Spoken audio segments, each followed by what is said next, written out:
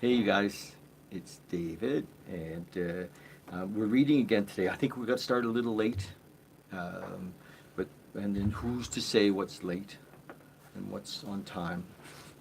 What is time anyway? Oh fuck, it's a deep question, so we won't go there. Um, but today we're reading again from Letting Go. I love this guy. He's Dr. David Hawkins, and I think I've shared before that I first discovered him in about 2006 or seven, and I bought a bunch of his books, and just like because they're so high vibration, I literally traveled with them and slept with them, and they were amazing, um, and this book I've read several times, but it's funny that my son, Regan, was saying the other day that it was one of his favorite spiritual books, and that he thought all the answers were here. The idea of letting go in my 12-step world, letting go and let God, but the idea of God is certainly in the moment. So letting go into the moment, into what to now, and having it whatever the emotion is, whatever the fear is, whatever the anger is, kind of dissipates. We talked earlier in this book about how we stuff the emotion, suppress it, or we repress it, or we express it. And he speaks earlier in the book, he talks about that Carl Jung had said that neurosis was as a result of repressed or suppressed emotion. And so that the whole psychological community had made an assumption that what we needed to do with emotion was express it. And hence we've spent years pounding the pillows and, going into our anger, but that still doesn't allow it to really come up and to move. It's good if it's, if an expression is good. I think to get things moving. I mean, we have grief, and we're going to talk about that today. I mean, we want to express that with, and sometimes grief will come up with anger. I mean, but I think it's good to move it that way. It's just that it's not necessarily moving us into lifelong, into a freedom, and where we're controlled by the emotion. So we're going to read about that a bit now.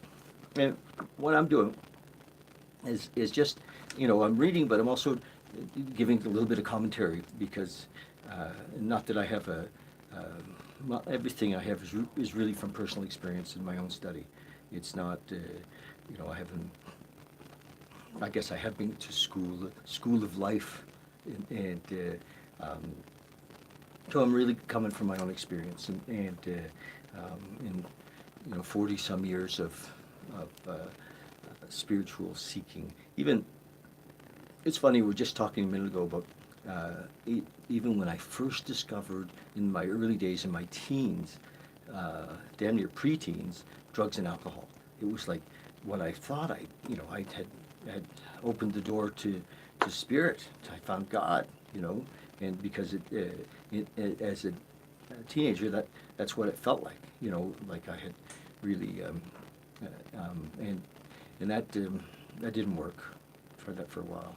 And actually worked really hard at that, but eventually I had to let that go and move into another realm. But I do think that all my life has been about wanting to reconnect with spirit, wanting to discover, fill that, what I call that God hole inside of me. But I had a tough time with any particular spiritual belief, and I think that we're all connected. We're all God in each moment. There you go. So this is chapter 5, page 72, and it's called Grief. Grief is an experience common to us all. In grief, we feel that things are too difficult. We'll never make it. We are unloving and unlovable. We have thoughts such as, all the years I've wasted. There's a feeling of sadness and loss, loneliness, the feeling of if only, regret, feelings of abandonment, pain, helplessness and hopelessness, nostalgia, melancholy, depression, longing, irritability, irretrievable loss, heartbrokenness, and anguish and disappointment and pessimism. Grief can be precipitated by the loss of a belief system, a relationship, a capacity or role, a hope about ourselves, or an overall attitude toward our life. External circumstances or institutions toward our life, or external circumstances or institutions. It is a feeling. It's the feeling, I'll never get over this. This one is too difficult.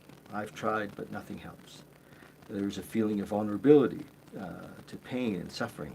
And so we see a great deal of it in the external world to reinforce and justify our own inner feeling. There is a crying for someone to help because we can't do anything about it, and we feel that maybe someone else can do it for us. This is in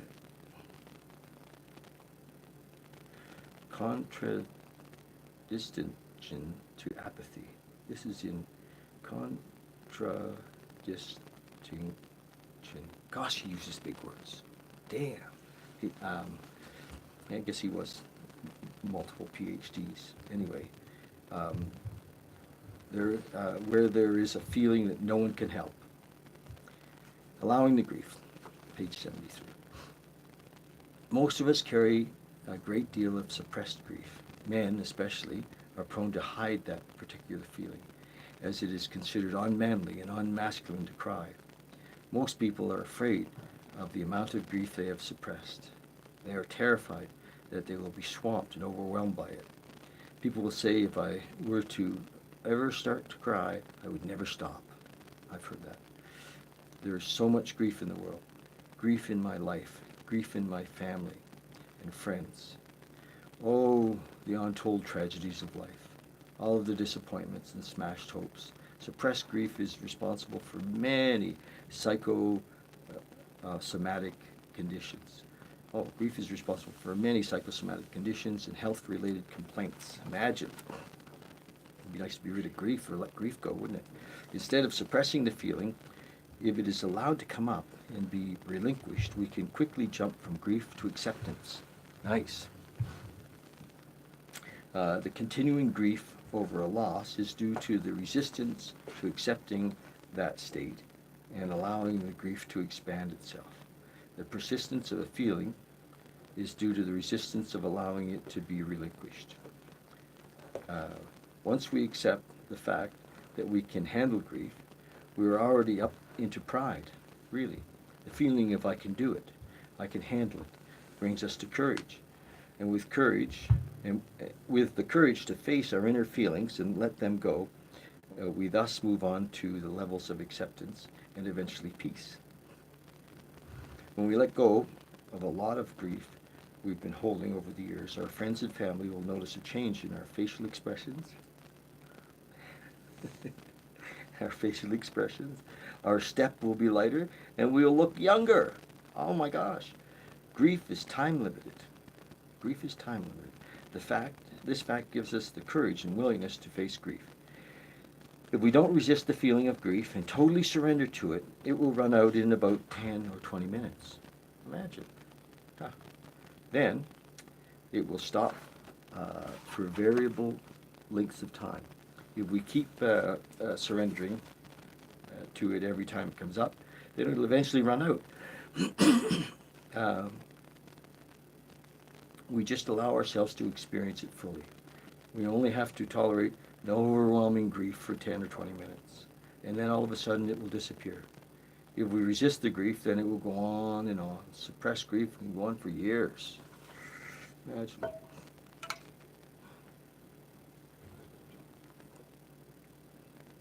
Just searching if there's any grief, and because I think we can suppress things unconsciously, and so often when I'm working with people in recovery, I'll ask them about anger and resentment and fear. And the top thing is, now I'm fine, or grief. So it's easy for us to think that there's nothing there. Um, in facing, hang on a second, be right with you. Luker, it's in the kitchen. My son just dropped by to pick up his coat, I'm sure. Hey, in the kitchen. Awesome. If we resist the grief, then it will go on and on. Suppressed grief can go on for years. In facing grief, we often have to acknowledge and let go of our shame and embarrassment about having the feeling in the first place. For men, this is especially so. We have to relinquish our fear of the feeling and our fear of being swamped and overwhelmed by it. See you, bud. See ya. It helps to realize that letting go of the resistance to the feeling moves us quickly through it. Traditionally, women have said out of their own experience and wisdom, a good cry makes me feel better. And many a man has been surprised when he learned the truth of this. Experientially, there was a surprising and almost immediate relief from a pounding headache as soon as the grief about a past situation was allowed to come up. As the grief surfaced, there was the sentence, "Men don't cry." After letting go of the masculine pride about crying, then up came a fear that the crying would never stop once it's allowed to start. As soon as that fear was gone, then there was anger. It was anger at the society that forces men to suppress their feelings, and anger at the notion that men are not even supposed to have feelings. With the letting go of that anger, the level of courage was reached, and then the needed cry could be allowed. Not only was there relief from the headache, but when the torrent of sobs subsided, a profound peacefulness settled. Henceforth, the subject did not have to be avoided. Once a man has fully let the grief come up and totally freed himself from that suppressed energy, he is peaceful, and his view of his own masculinity changes. He realizes that his masculinity is now more complete. He is still just as much a man, but now he's a man who can also be in touch with and handle his own feelings. Consequently, he is more adequate and more capable and more well-rounded and more understanding and more mature and more capable of relating to and understanding others and more compassionate and more loving. Hey! Pretty cool, isn't it? Mm-hmm. I know. The psychological basis of all grief and mourning is attachment. I guess we could finish right there, but we're not going to. But isn't that great? The psychological basis of all grief and mourning is attachment. Attachment and dependence occur because we feel incomplete within ourselves. Therefore, we seek objects, people, relationships, places, and concepts to fulfill inner needs. Because they are unconsciously utilized to fill our inner need, they come to be identified as mine. Really, my friends, my community, my home, really my work, identified as mine. As more energy is poured into them, there is a transition from identifying with the external object as mine to being an actual extension of me. Loss of the object or person is experienced as a loss of our own self and is an important part of our emotional economy. Loss is experienced as a diminution of the quality of ourself,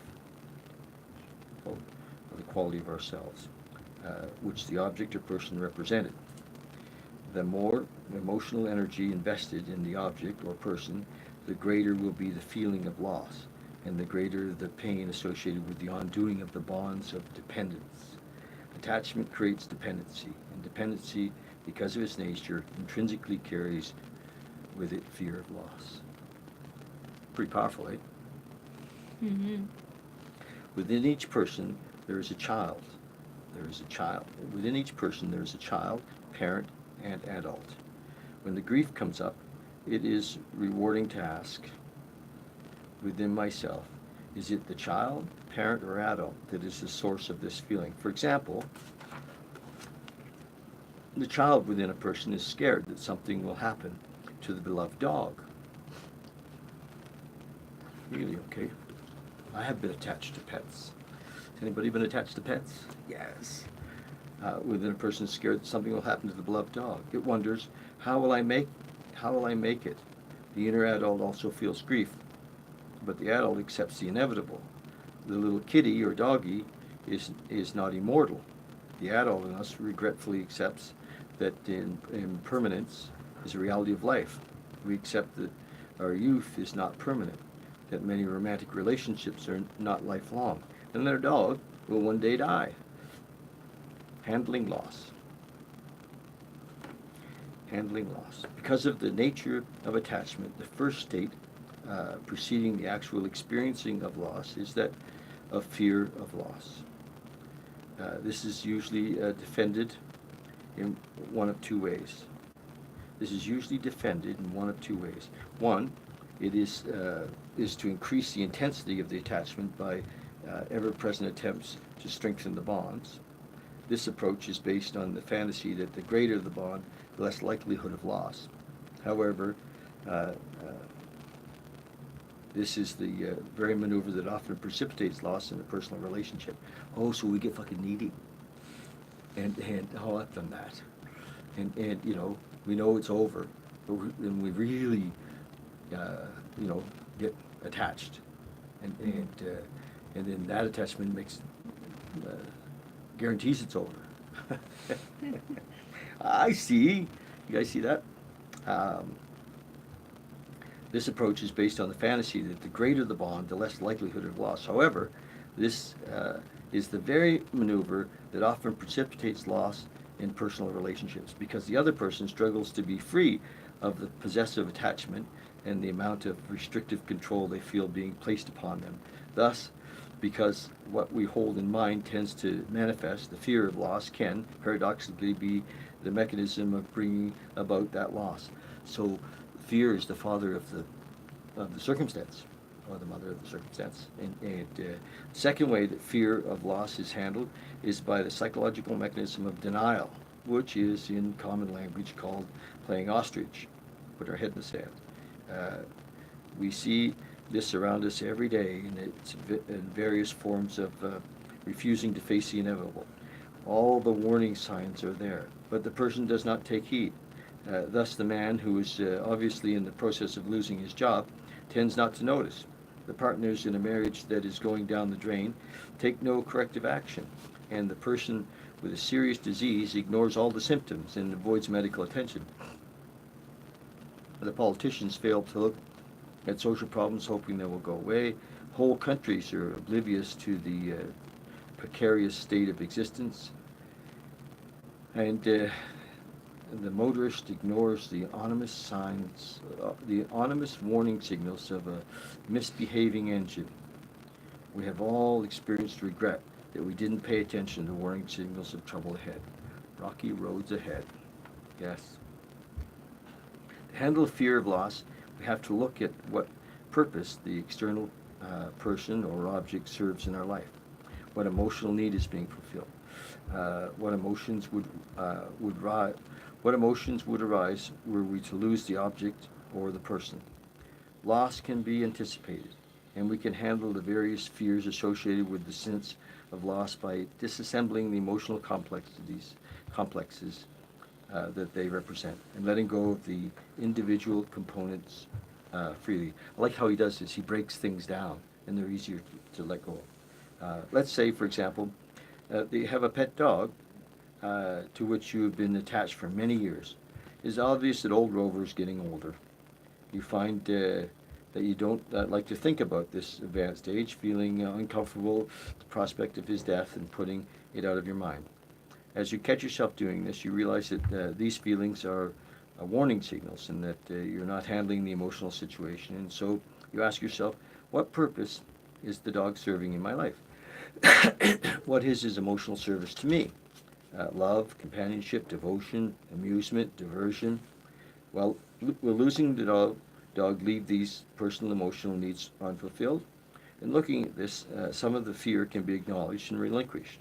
Once the fear is let go, you don't have to resort to denial and pretend to yourself that Rover will live forever. Another emotional association with grief and mourning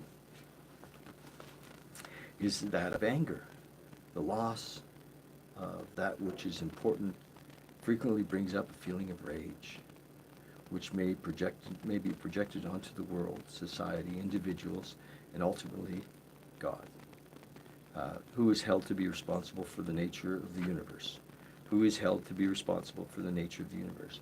Anger results from prior refusal to accept the fact that all relationships and possessions in this life are transitory, just passing through. Even the physical body, which is our biggest attachment, yes, eventually has to be relinquished, as everyone is aware. We feel that what has become important or comforting to us is a permanent attachment. Consequently, when that illusion is threatened, there is anger, resentment, self-pity, feelings which can result in chronic bitterness. Impotent rage is associated with the desire to change the nature of the world and the importance of doing so. In facing this fact of existence, a major loss can be therefore bring about a shift in our psychological position. One major loss can awaken us to the nature of all attachments and all relationships, or we may again deny the obvious fact that all relationships are transitory and furiously reintensify existing bonds to compensate for the loss. A part of handling denial is the inevitability of loss. A part of handling denial of the inevitability of loss is seeing through attempts at manipulation. In fantasy, the mind tries to develop tactics so that as to avoid the loss. This may take the form of becoming gooder, or more hardworking, or more honest, or more persevering, or more loyal. In religious persons, this may take the form of trying to manipulate God by promises and bargains. In relationships, may take the form of overcompensating behavior.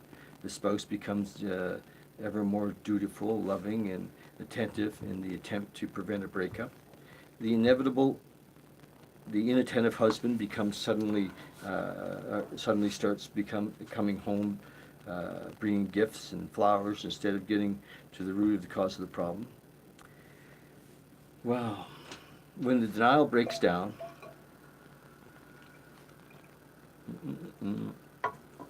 when the denial breaks down, the manipulations have not worked, and the fear has been passed through.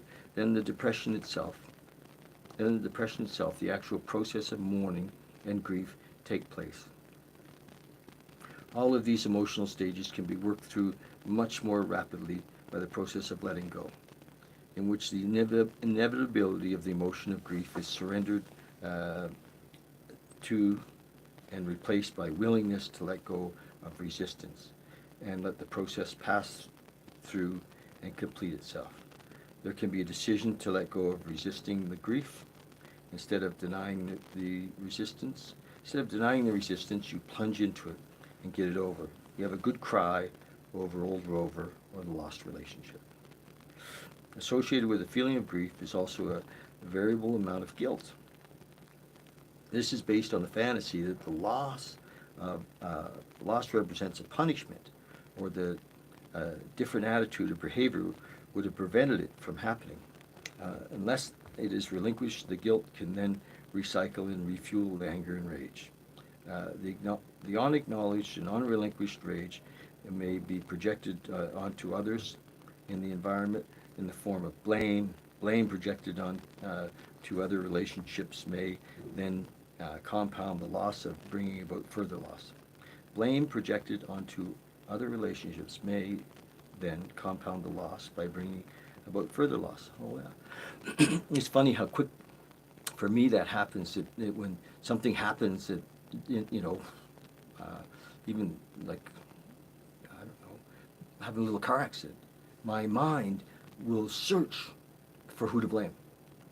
It's just like, you know, damn it.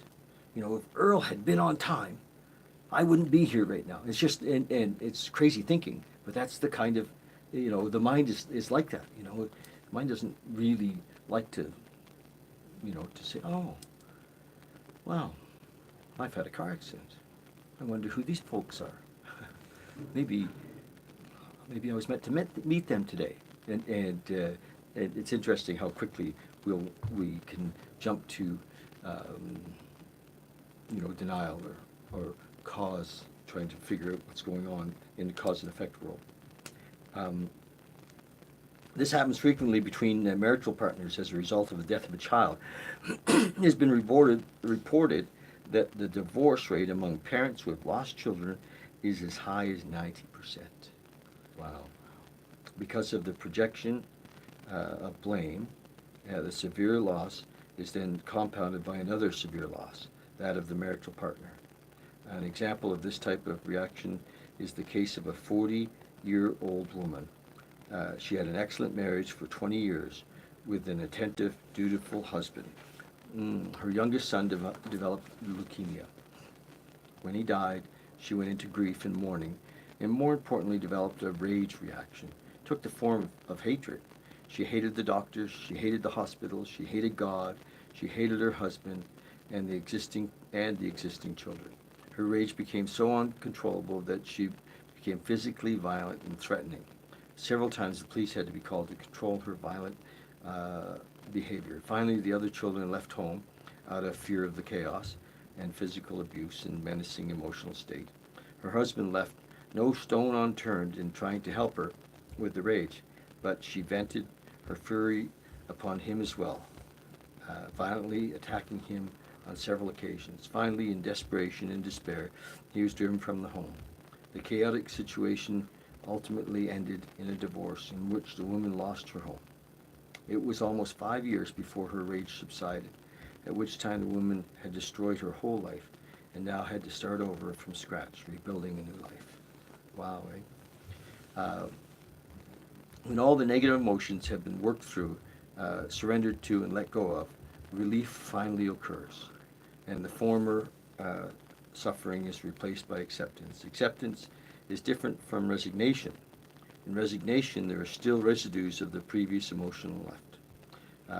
There is reluctance and a delaying of the true recognition of the facts. Resignation says, I don't like it, but I have to put up with it. With acceptance, resistance to the true nature of the facts has been relinquished. Thus, one of the signs of acceptance is serenity. With acceptance, the struggle is over, and life begins anew. The emergencies that were bound up in the previous negative emotion, the energies that were bound up in the previous negative emotion are now freed up, so that the healthier aspect of the personality are now re-energized. The creative aspects of the mind develop opportunities for new life situations and further options for growth and experience, accommodated by a new sense of aliveness. A well-known, widely practiced teaching is the serenity prayer of the 12-step groups. God, grant me the serenity to accept the things I cannot change, the courage to change the things I can, and the wisdom to know the difference. Wow. I've said that prayer a million times, and it's great to see it here in this book.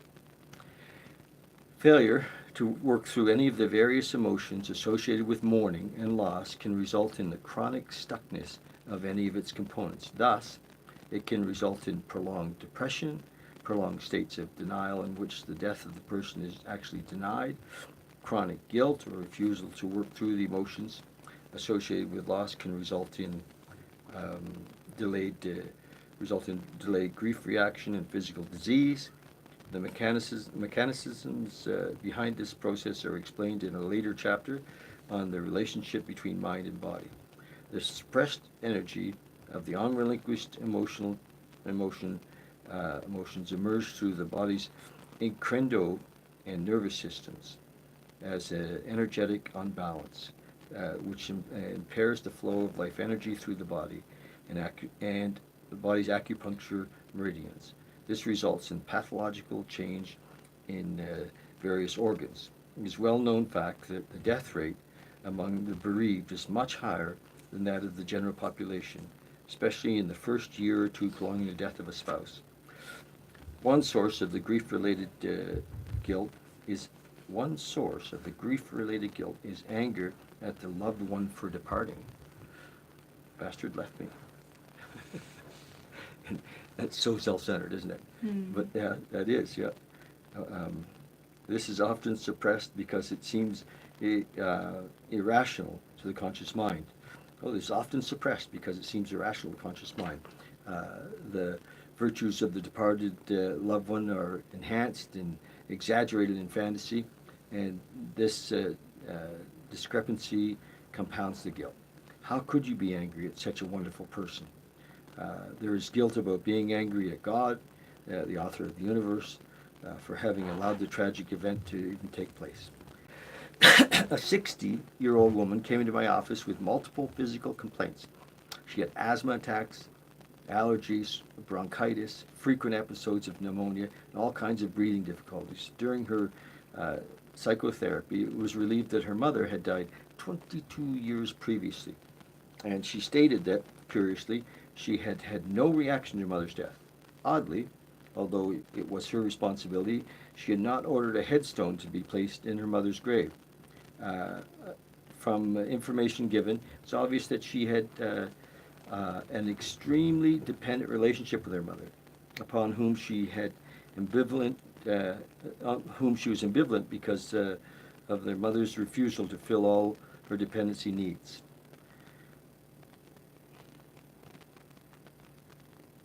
Okay. It took many months for her to work through the massive denial which is associated with guilt over her anger at her mother for leaving her. That anger was directed inwardly at herself in the form of disease, which also expressed her helplessness and her wish to cry out to her mother. The suppressed desire to cry for her mother, to cry out for her mother. The suppressed desire to cry for her mother's, or for the mother lost, led to a constant feeling that she could not breathe. Wow. She hated herself for the love-hate feeling for her mother, and the sum total of all her repressed emotions had reemerged in the form of multiple respiratory symptoms and complaints, psychosomatic illness. As she worked through the delayed mourning, the reaction to grief and loss began to surface. The extent of her resistance to working through these emotions, and how that resistance had resulted in the physical symptoms became very clear to her. Eventually, she went for additional professional training to become a therapist, working with dying in the hospice program. Isn't that neat? Well, I think we're well over halfway through chapter 5, and Earl, how much time have we taken?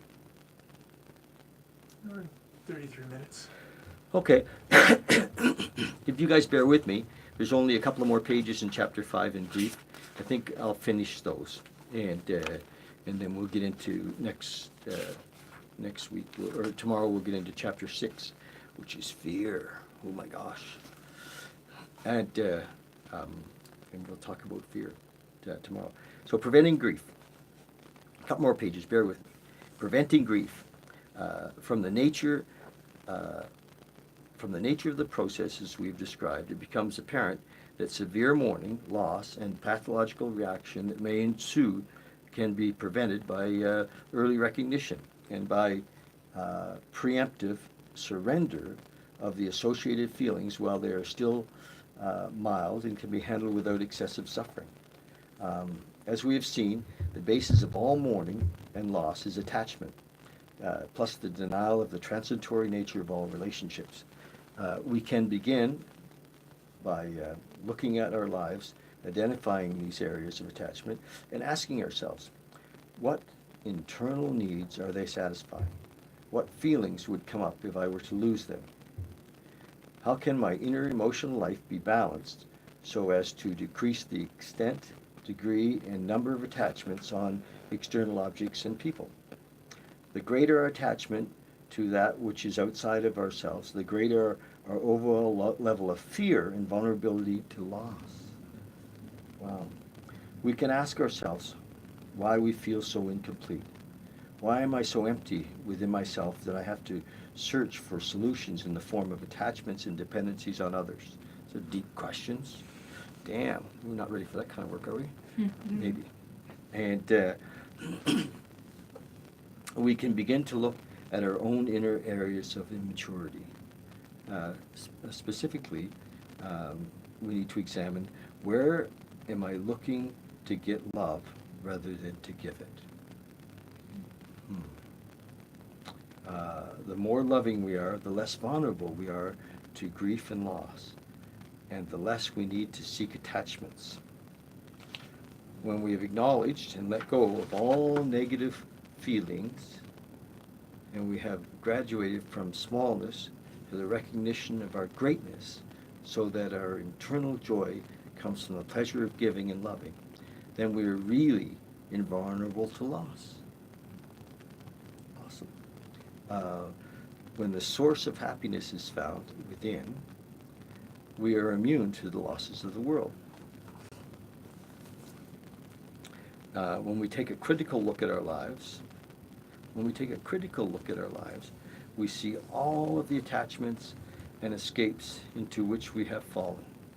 Each one represents a potential future source of pain. Each one represents a potential future source of pain and suffering. The real important areas should be closely examined.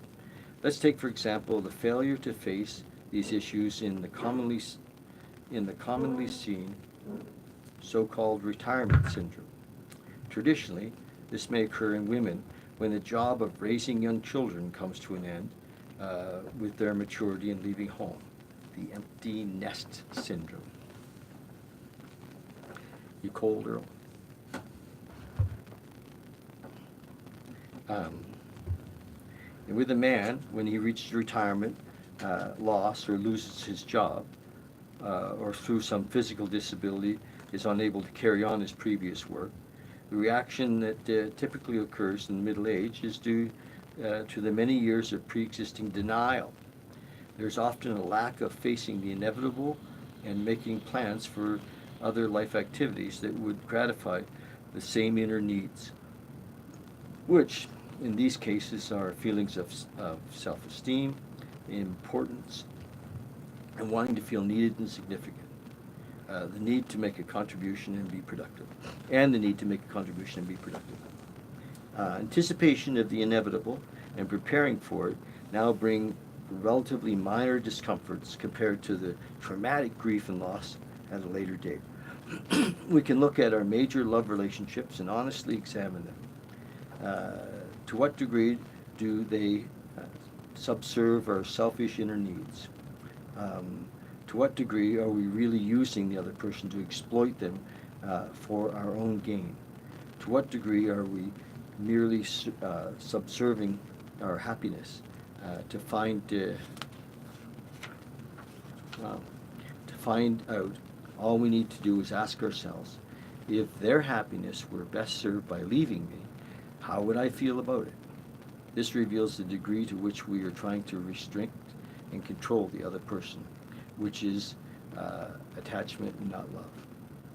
Well, in our recovery program, the 12-step recovery program, we deal with this, and we see in almost every situation when we look back through our relationships how we use people, and because people who are dealing with addiction are usually dealing with extreme selfishness and self-centeredness, and so it's a great piece that comes out of that program is that we recognize that we can be in a relationship without needing, and to be free, and this is exactly what he's talking about too, is that we can actually love somebody and have no need for them to do anything, and I think we can love unconditionally, and What an amazing place to be. Over 2,000 years ago, the Buddha made the observation that the basis of all human suffering was due to desire and attachment. Thank you, Mr. Buddha. And human history has merely proven the truth of his teaching. And what is the solution to that dilemma? As we can see, it is only the small aspect of oneself that becomes attached. The smaller self buys into the frightening, inadequate set of programs that we have unwillingly allowed to run us. The purpose of letting go is to de-energize these programs so that they no longer run us. Then we are free to expand our greater awareness of our higher self. That part of us to which we refer to as our greater self, loves rather than seeks love. Consequently, there comes the awareness that we are at all times surrounded by love, which is unlimited. Love is automatically attached to the person who is loving. Love is automatically attached to the person who is loving. By constantly letting go of our negative feelings, we thus cure present pain and prophylactically prevent the occurrence of future pain. Fear is replaced by trust, and with it comes a profound sense of well-being. Immunity to grief of loss occurs when we replace the dependency on the small self, the personality, with a dependency on the self, the divinity within us. We look for security. We look for security to the self, which is eternal, instead of to the small self, which is transitory. So he's basically talking about, plugging into and connecting with the God within. And I say that whatever your interpretation of that, that relationship with God, the great I am, the bigger picture of God in each moment, and puts us in a position of freedom and unconditional love. And so that's a great chapter, isn't it? That was great. We read the whole chapter 5. And so tomorrow we're going to start in chapter 6, fear. And, I'm sure that it's a long chapter. It is, yeah. So we might not get through the whole one, but it's going to, it's 20 pages for sure. We won't read all of fear tomorrow. But there's an awakening coming. So thanks so much, you guys. I suggest you get this book. It's just full of awakening, and that's what we're all about. Is creating awakening, Project Awakening. It's pretty cool. So love it if you follow us on YouTube, subscribe on YouTube, and make comments and share this stuff. And go back and look at on YouTube. You can see all the previous readings of this book, because I think we're a couple of weeks into it now, and so check those out, and there'll be hopefully some little pieces in there for you. And okay, love you so much. Talk to you soon. Cheers. Bye.